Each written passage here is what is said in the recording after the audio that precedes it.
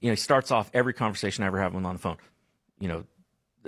This is a attorney-client privilege conversation, blah, blah, blah. And he says it just in case anybody's listening, but they don't care. No. So, but he says that. And then he says, hey, we need to get that thumb drive out of your house and somewhere safe now that we're done, doing all of this. And he says, so let's talk tomorrow about where we can do that.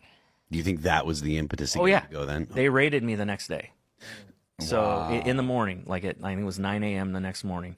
And it started with 2 people show up. And I knew it was FBI the moment they pulled in because they had that, standard FBI haircut and walk. They get out of a white car, and they, sedan, and they walk up to my door. And so, when I let him in, the moment he pulls out the search warrant, all of a sudden, 14 more of them show up in my driveway. So is it illegal at that point in your protected status and everything? Is it illegal to surveil you, or is it customary?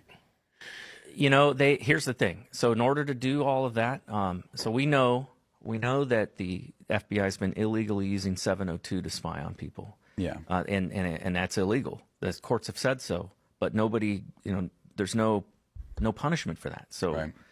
What do they care?